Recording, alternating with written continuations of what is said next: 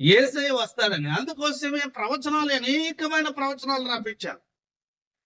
ఆయన జన్మ గురించి ప్రవచనాలు, అంటే ఈ లోకానికి రావటం విషయంలో ప్రవచనాలు రాపించారు.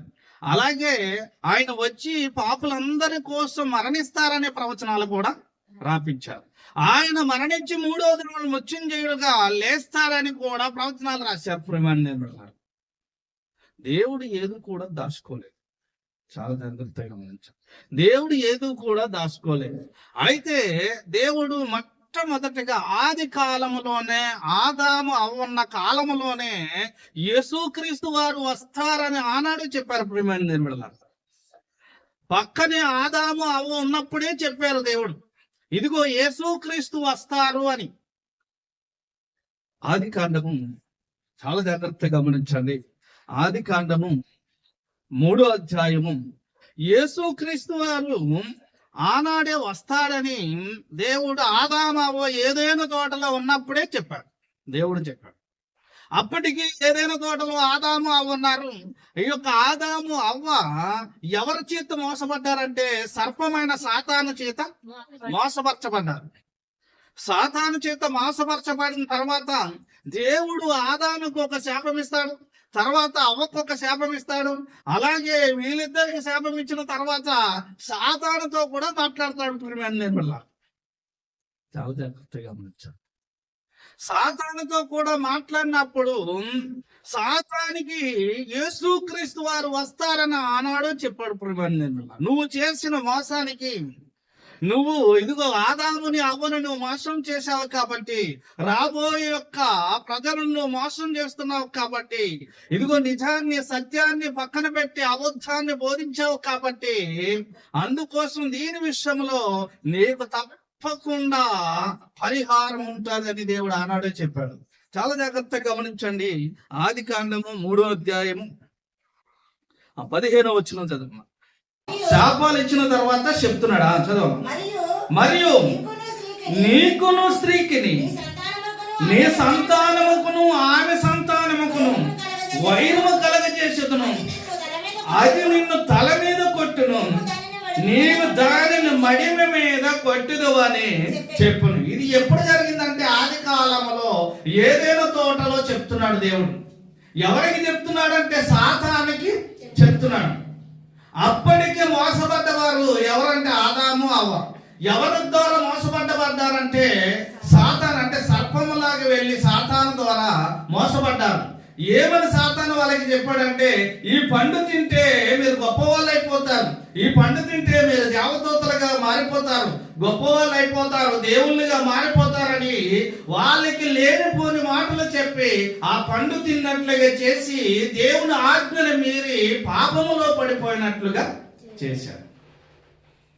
అబద్ధాన్ని బోధించాడు వాళ్ళకి, అబద్ధానికి చెప్పాడు. ప్రేమ నిజమైనది మరుగు చేసి, సత్యమైనది మరుగు చేసి వాళ్ళకి ఏం చెప్పాడంటే అబద్ధాన్ని చెప్పాడు. అందుకోసం దేవుడు ఏం చెప్తున్నాడంటే, ఇదిగో సాతానా చాలా జాగ్రత్తగా గమనించన్నాడు. నీవు ఎవరిని మోసం చేసావంటే నా పిల్లలను మోసం చేసావు కాబట్టి, వాళ్ళు పాపంలో పడిపోయినట్టుగా చేసావు కాబట్టి ఇది మాత్రం గుర్తుపెట్టుకో అన్నాడు.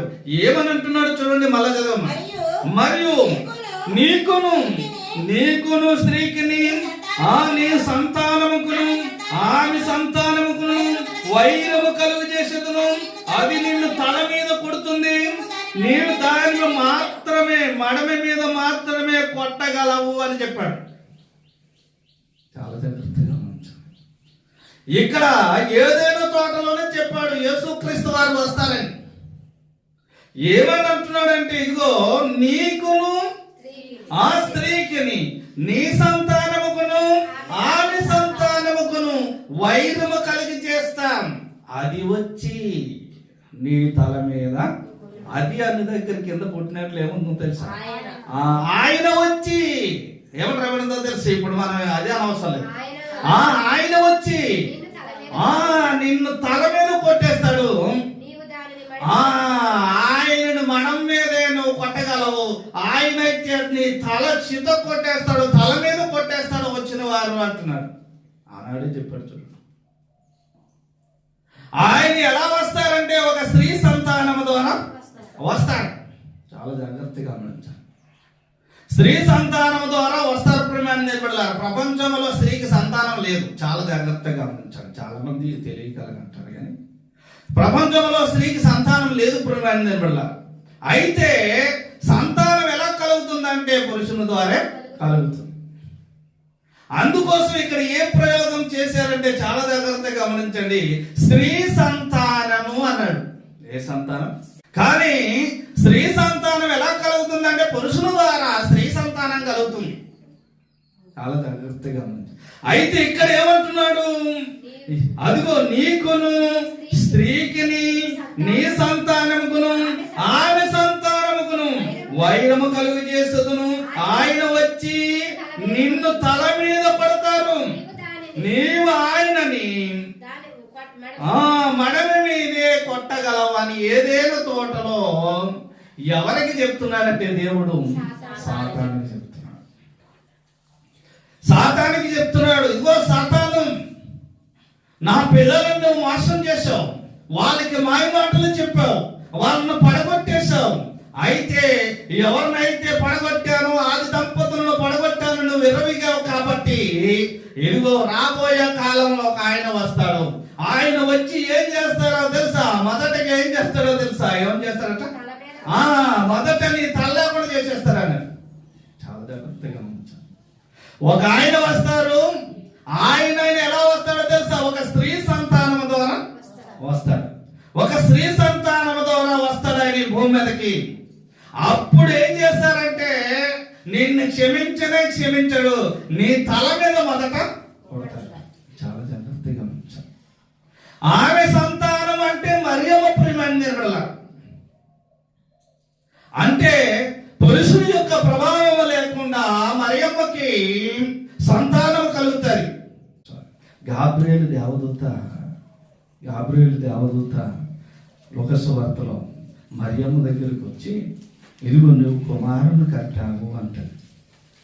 నువ్వు కుమారుని కంటావు, ఆ కుమారుడు రాజ్య పరిపాలన చేస్తాడు అని చెప్తుంటే మరియమ్మ ఏమన్నదో చూడండి. చాలా జాగ్రత్తగా గమనించండి. 1వ అధ్యాయం 34 వచ్చిన 1వ అధ్యాయం 34 అందుకు మరియా లోకమంతా ఒక తల్లిదండ్రుల వలన పిల్లలు పుడతారు కానీ నువ్వు చెప్పే విధానం ఏమయ్యా అని చెప్తుంది. చాలా జాగ్రత్తగా గమనించనా. ఇది ఎలా జరుగుతుంది? దేవదూతతో అనగా దూత పరిశుద్ధాత్మ నీ మీదకి వస్తుంది. సర్వోన్నత శక్తి నిన్ను కమ్ముకుంటుంది గనుక పుట్టబో శిశువు పరిశుద్ధుడై దేవుని కుమారుడు అనబడను. చాలా జాగ్రత్తగా గమనించండి. అప్పటికే ఈమెకి ఎవరితో ప్రధానం అయిపోయిందో తెలుసా? యేసేపుతో ప్రధానం అయిపోయింది. చాలా జాగ్రత్తగా గమనించాలి. యేసేపుతో ప్రధానం అయిపోయింది. ప్రధానమైన తర్వాత గాబ్రియేలు దేవదూత మాట్లాడి ఇదిగో నువ్వు ఒక కుమారుని కంటావు, ఆయన పరిశుద్ధుడు, ఆయన దేవుని కుమారుడు, ఆయన గొప్పవాడు, యాకోబు ప్రజలను ప్రపంచ ప్రజలను ఆయన పరిపాలన చేస్తాడు అని ఆమె చెప్తుంటే, దేవదూత చెప్తుంటే ఇప్పుడు మరియమ్మ ఏమంటుందో తెలుసా?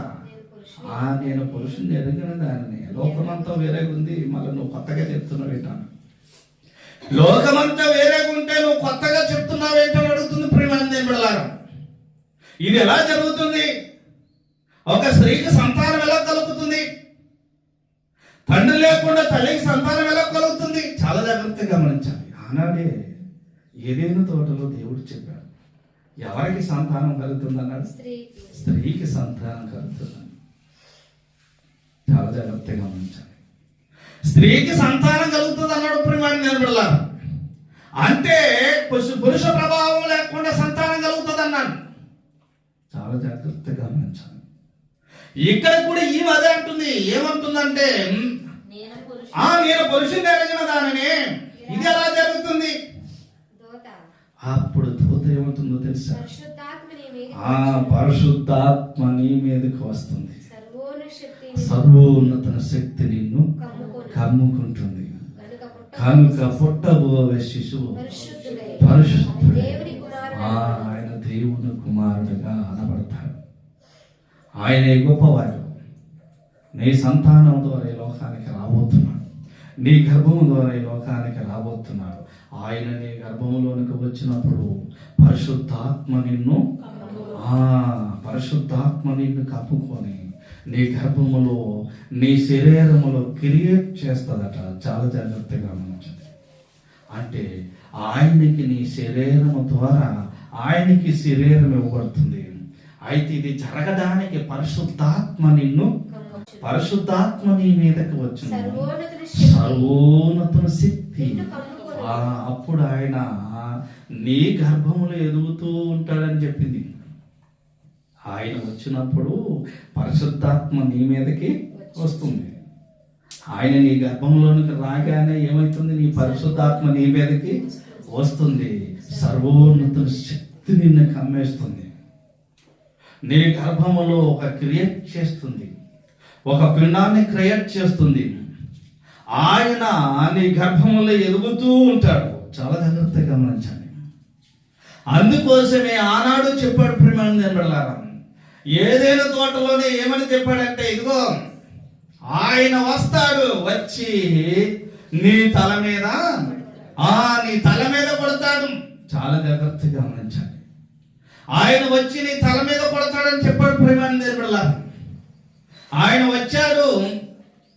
ఆ యొక్క సరతాను తల మీద ఏ రీతి కొట్టాడంటే, మనుషులు పాపాల నిమిత్తముగా ఈ లోకములో పరిశుద్ధుడిగా, నీతివంతుడిగా, పాపమైన ఈ లోకములో ప్రేమ కలిగి జీవించి మనందరి కోసము, మన ప్రతి ఒక్కరి కోసం రక్తము కార్చి మరణించి మూడో దినమున వచ్చిందేడిగా లేచినప్పుడు అపోస్తులు చెప్పే మాట ఏంటో తెలుసా? చాలా జాగ్రత్తగా గమనించి, ఈ ప్రపంచంలో అపోస్తులు చెప్పే మాట ఏంటంటే, మరణము ఆయనను బంధించి ఉంచుట అసాధ్యము అని రాయబడింది. మరణం ఆయనను బంధించి ఉంచుట అసాధ్యం అంటే అంత గొప్ప కార్యము చేశాడు. సాతాను ఇంతవరకు గెలిచింది. ఎప్పుడైతే యేసుక్రీస్తు వారు శిలువలో మరణించి ప్రపంచ ప్రజలందరికీ రక్తము కార్చారో, అప్పుడు సాతాను యొక్క తల మీద ఆయన కొట్టాడు ప్రియమైన దేవుళ్ళ. ఇప్పుడు ఏమి ఏర్పడిందంటే, పరలోకానికి మార్గం అనేది పరలోకానికి మార్గం ఏర్పడింది ప్రియమైన దేవుళ్ళ. అయితే ఆయన సంతానము ద్వారా ఈ లోకానికి వచ్చాడు. దేవదూత అదే చెప్తుంది. మరీకేమంటుందంటే, పరిశుద్ధాత్మ నీ మీదకి వస్తుంది, సర్వోన్నతుని శక్తి నిన్ను కమ్ముకుంటుంది. అక్కడ సర్పము ఆదాము అవ్వని మోసం చేసింది. అలాగే కాలక్రమంలో కూడా ప్రతి ఒక్కరిని మోసం చేసుకునే వస్తుంది. చాలా జాగ్రత్తగా గమనించాలి. ప్రతి ఒక్కరిని మోసం చేసుకునే వస్తుంది. యేసుక్రీస్తు వారు ఉన్న కాలంలో కూడా వారి సర్పం సంతానం ఉందట. సర్ప సంతానము కూడా ఉంది. అయితే ఏమని రాయబడిందో చాలా జాగ్రత్తగా గమనించండి. మత్తయి సువార్త 12వ అధ్యాయం మత్తయి సువార్త 12వ అధ్యాయం ఇశ్రాయేలు గురించి ఏమని చెప్తున్నారో చూడండి. 34వ వచనం చదవండి. 12వ అధ్యాయం 34వ వచనం. వాళ్ళందరినీ ఏమంటున్నాడు చూడండి. సర్ప సంతానం అంటే లోకమంతా ఏ రీతిగా నిండిపోయిందంటే సర్ప సంతానంగా నిండిపోయింది. అందుకోసం ఇశ్రాయేలు కూడా ఆ యొక్క సాతాను మాటల వైపు వెళ్ళిపోయారు ప్రియమైన దేవుళ్ళారా. సాతాను చెప్పిన మాటలే, ఆ మాయ మాటల వైపు వాళ్ళు కూడా తిరిగిపోయారు. అందుకోసమే వాళ్ళందరినీ యేసుక్రీస్తు వారు ఏమన్నారో తెలుసా? సర్ప సంతానమా, మీరు చెడ్డవారై ఉండి ఎలా మంచి మాటలు పలకగలరు? వాళ్ళు ఎలా ఉన్నారో తెలుసా? చెడ్డవారు. చాలా జాగ్రత్తగా గమనించాలి. లోకమంతా యేసుక్రీస్తు వారి భూమి మీదకి వచ్చిన టయానికి ఏం జరిగిందంటే అంతా కూడా సర్ప సంతానంగా మారిపోయారు. అక్కడున్న ప్రజలందరూ ఇశ్రాయేలులు అనేక మంది ఏమైపోయారంటే సర్ప సంతానంగా మారిపోయారు. ప్రియమైన దేవుళ్ళారా, సర్ప సంతానంగా మారడం అంటే దాని అర్థం ఏంటంటే ప్రతి ఒక్కరు కూడా సాతాను మాట వినుకొని వెళ్ళిపోతున్నారు. ఆదాము హవ్వ ఏ రీతిగా అయితే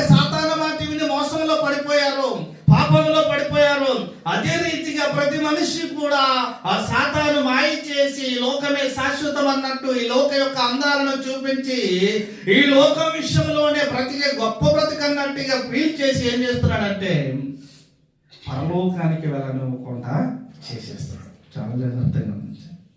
పరలోకానికి వెళ్ళనివ్వకుండా చేసేస్తున్నాడు. అందుకోసమే యేసుక్రీస్తు వారు వచ్చి ఏమంటున్నారంటే అక్కడ ఉన్న వాళ్ళకి ఏమంటున్నాడు? ఆ సర్ప సంతానమా, వాళ్ళంతా ఎటువంటి వాళ్ళు? చెడ్డవారు, సర్ప సంతానం. సర్ప సంతానం అంటే అర్థం ఏంటంటే సాతాని యొక్క సంతానం. వాళ్ళందరూ కూడా చెడ్డ వాళ్ళే ప్రేమించారు. బయటికి భక్తి గలవా కనబడతారు కానీ వాళ్ళంతా కూడా చెడ్డ వాళ్ళే అంటున్నాడు. ఎందుకంటే సాతాను మాట వినుకొని జీవిస్తారు. మరలా ఏమంటున్నాడు చూడండి, అదే మత్తయి సువార్త 23వ అధ్యాయం 33వ వచనం చదవం. 23వ అధ్యాయం 33వ వచనం. సర్పములారా, వాళ్ళందరిని ఏమని పిలుస్తున్నాడో చూడండి. ఎందుకంటే సర్పములారా, సర్ప సంతానం అంటే ఇశ్రాయేలుడా, నరక శిక్షను ఎలా తప్పించుకోగలరు? చాలా జాగ్రత్తగా సర్పములారా, సర్ప సంతానములారా. సర్పములారా అంటే ఇప్పుడు మనకు కనబడుతున్న పాములు ఇవి కాదు. చాలా జాగ్రత్తగా, పాములు సాతాను కాదు. మీరు ఎప్పుడు అలాగ అనుకో, పాములు ఇవి సాతాను కాదు. ఎందుకంటే పాము వాడికేం తెలుసు, అవి భూమి మీద బతుకుతున్న జంతువులు అన్నమాట. ఆనాడు ఏదైనా తోటలో దేవుడు అందమైన ఒక పాముని అంటే సర్పాన్ని సృష్టించాడు. 3వ అధ్యాయం ఆదికాండం 3వ అధ్యాయం ఉంటుంది మాట, ఫస్ట్ వచనం ఏమని ఉంటుంది? దేవుడైన యెహోవా సమస్త భూజంతువులలో సర్పాన్ని ఎవరు చేసినట్టు వాళ్ళని ఇక్కడ గమనించవలసింది ఏంటంటే సర్పం మీదకి ఎవరు వచ్చారో తెలుసా? సాతాను వచ్చాడు. మనం ఎలా అర్థం చేసుకోవాలి? సర్పంలోనికి ఎవరు వచ్చారు? సాతాను వచ్చారు. సర్పం అనగానే పాకుతుంటది తిరుగుతుంటది అని కాదు, దాని యొక్క రూపం ఆనాడు వేరుగానే దేవుడు చేశాడు. ఇప్పుడు కనబడుతున్న పాము లాంటి సర్పం కాదన్నమాట. చాలా జాగ్రత్తగా గమనించాలి. అయితే సర్పాన్ని ఎవరు చేశారని రాయబడింది. అయితే సర్పాన్ని అంటే చాలా జాగ్రత్తగా గమనించి, ఈ సర్పాన్ని ఎవరు యూజ్ చేసుకున్నారంటే సాతాను యూజ్ చేసుకున్నాడు. ఆ సర్పములోనికి సాతాను వచ్చి ఈ సాతాను అవ్వతో ఆదాముతో మాట్లాడి ఏం చేశారంటే వాళ్ళని పాపములో పడగొట్టేశారు. అందుకోసమే ప్రతి మనిషిలోనికి సాతాను వస్తాడు. వాళ్ళ మైండ్ మార్చేస్తాడు, వాళ్ళ హృదయాన్ని మార్చేస్తాడు. చాలా జాగ్రత్తగా గమనించండి. ఆనాడు యేసుక్రీస్తు వారు రాకముందు ఏం జరిగేదంటే మొత్తం అందరిని కూడా మార్చేసి ఏ రకంగా మార్చేశాడు? సర్ప సంతానమా, సర్పములారా, సర్ప సంతానమా అని రాయబడిందమ్మా. సర్పములారా, సర్ప సంతానమా, నరక శిక్షను మీరు ఎలా తప్పించుకుంటారు? ఎందుకంటే సర్పం మాట వింటున్నారు, అంటే సాతాన మాట వింటున్నారు. సాతానికి ఎన్నో పేర్లు. సాతాను ఒక పేరు, అపవాది అనే పేరు, మళ్ళా ఘట సర్పము అనే పేరు. ఎన్నో పేర్లు ఉన్నాయి చూడండి. చాలా 12వ అధ్యాయం ప్రకటన గ్రంథము 9వ వచనం చదువు.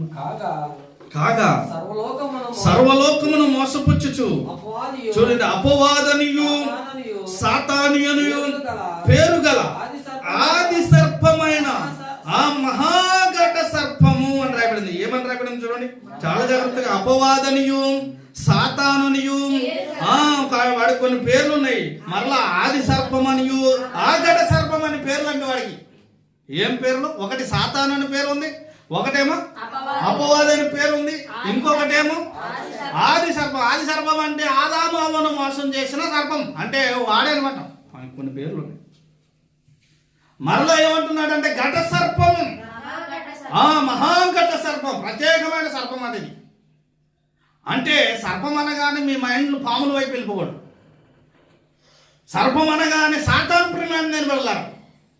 అంటే పాముకి ఇప్పుడు నాగపాముకి ఏ రీతిగా అయితే విషం ఉంటుందో అదే రీతిగా సాతానుకు కూడా తలంతా విషం.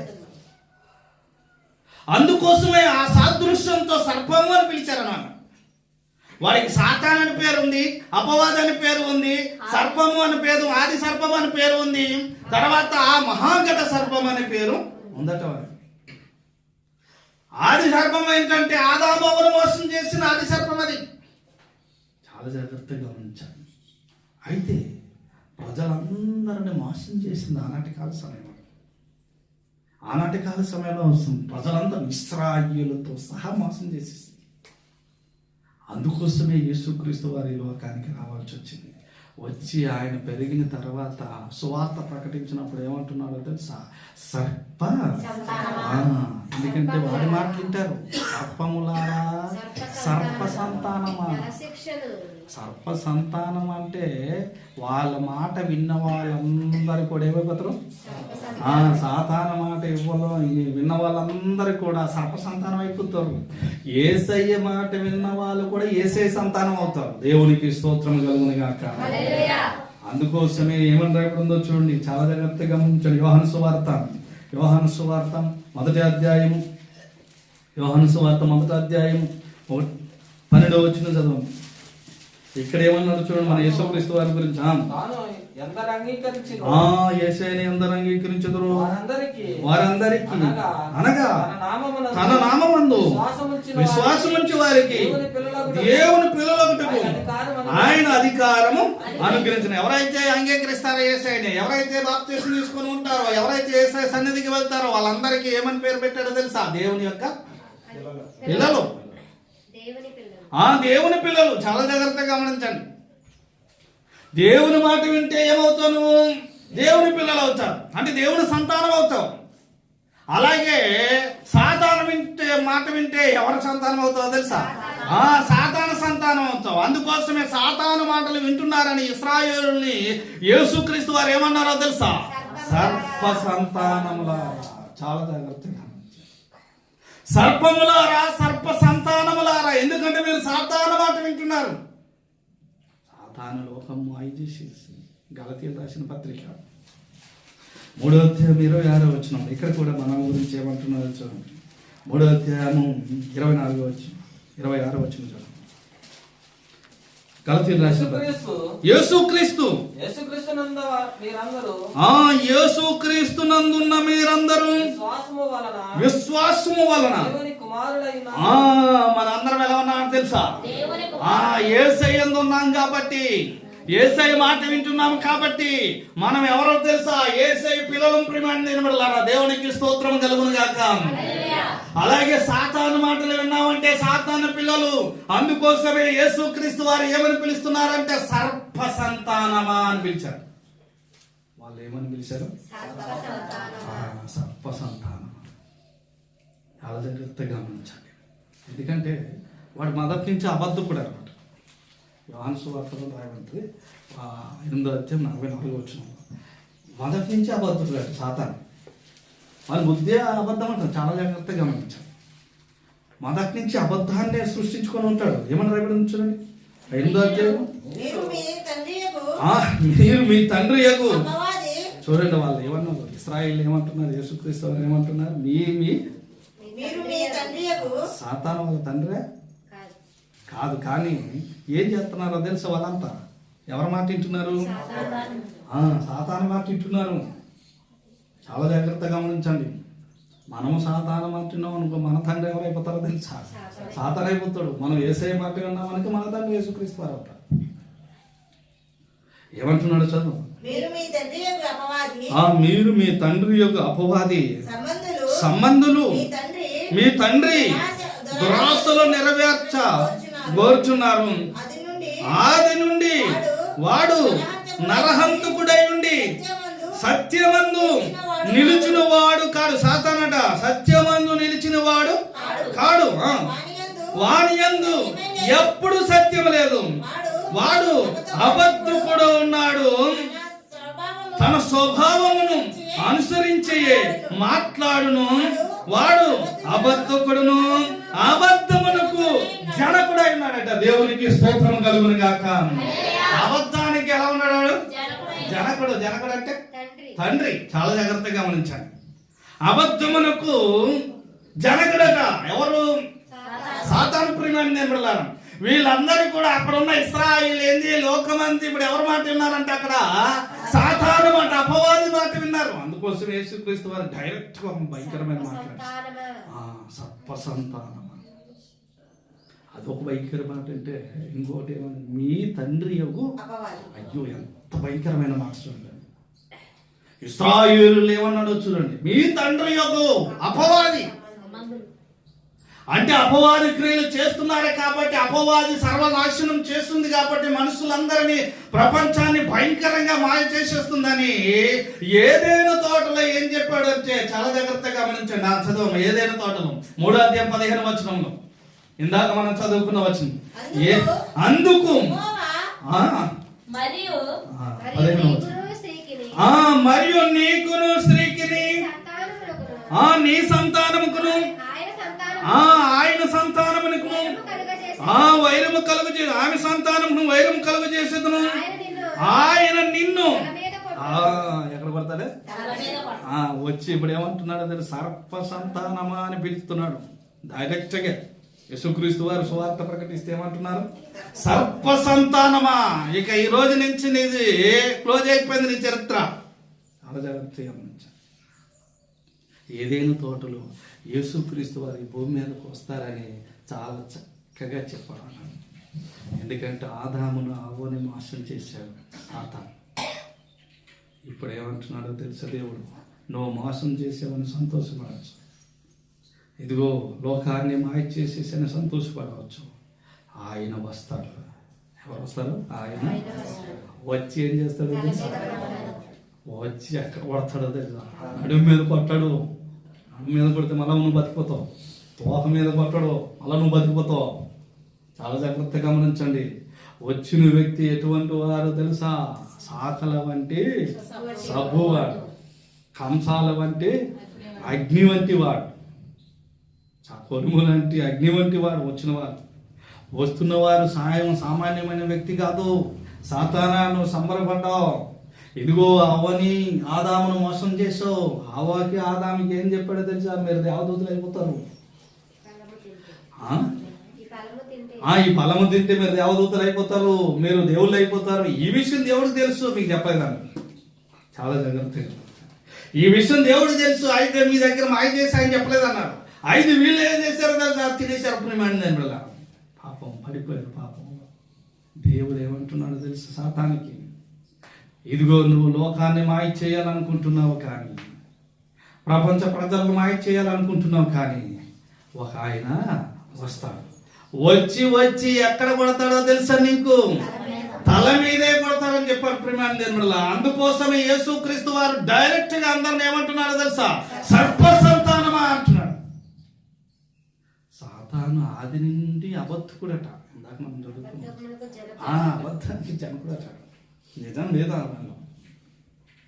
లోకాన్ని ఆ రీతిగా మాయ చేసేస్తున్నాడు. ఇప్పటికి కూడా అబద్ధం అని చెప్పి మాయ చేసేస్తున్నాడు ప్రియమైన దేవుడా. ప్రజలందరినీ కూడా మాయ చేసేస్తున్నాడు. చాలా జాగ్రత్తగా గమనించాలి. ఎవరైతే యేసయ్య మాట వింటారో యేసయ్య పిల్లలు, ఎవరైతే సాతాను మాట వింటారో సాతాను యొక్క పిల్లలు. అంతే. చాలా జాగ్రత్తగా గమనించాలి. యేసుక్రీస్తు వారు అందుకోసమే వారిని సర్ప సంతానం అన్నారు. ఎందుకంటే అపవాది మాట వింటున్నారు. అపవాది యొక్క మాయలో పడిపోయారు. అపవాది యొక్క ఉచ్చులో పడిపోయారు. వాళ్ళు దేవుని మాట వినట్లేదు. నామకార్థమైన భక్తి అనమాట. నామకాయన భక్తిలో వెళ్ళిపోతున్నారు. లోకమంతటిని మాయ చేస్తుంటే అప్పుడు వచ్చాడు సర్వేశ్వరుడు. చాలా జాగ్రత్తగా గమనించాలి. సృష్టికర్త ఈ లోకానికి వచ్చాడు ప్రియమైన దేవుడా. మానవ రూపిగా వచ్చాడు ఈ లోకానికి. ఆయన వస్తాడని ఏదేను తోటలోనే చెప్పి, ఇదిగో ఆమె సంతానమును నీ సంతానమును వైరము కలుగు చేస్తాను, ఆయన నీ తల మీద కొడతాడు. నువ్వేం చేయగలవు తెలుసా? ఇంతే, ఏం లేదు. నీవు సింపుల్గా మడి మీద కొట్టగలవు. అయితే ఆయన వచ్చి నీ తల మీద కొట్టేస్తాడన్న. ఆయన ప్రపంచ ప్రజలందరి కోసం పరిశుద్ధమైన రక్తము కార్చి మరణించి 3వ దినం మృత్యుంజయుడిగా లేచిన తర్వాత పరలోకానికి ఒక మార్గం ఏర్పడింది. ఆ గొప్ప శిలువలో సాతాను యొక్క తలను ఆయన కొట్టాడు. దేవునికి స్తోత్రం కలుగును గాక. సాతాను యొక్క తలను కొట్టాడు. అక్కడ మనకి ఏం కనిపించదు ప్రియమైన దేవుళ్ళారా. శిలువలో మనకేమి కనిపించదు. అయితే ఆత్మరూపంగా ఏం జరిగిందో తెలుసా? సాతాను యొక్క తలను యేసుక్రీస్తు వారు చిత్తకొట్టాడు ప్రమాణం నిలబడలారు. అందుకోసం ఈనాడు అనేక మంది ప్రపంచమంతటి కూడా క్రైస్తవులు ఉన్నారు. క్రైస్తవులను హింసిస్తున్నా, క్రైస్తవులు అది చేస్తున్నా, భయంకరంగా బాధపరుస్తున్నా, ఇప్పటికీ క్రిస్టియన్ పెరుగుతూనే ఉంది. ఎందుకంటే ఇప్పుడు యేసుక్రీస్తు వారి యొక్క శక్తి ఎక్కువ ప్రమాణం నిలబడలారు.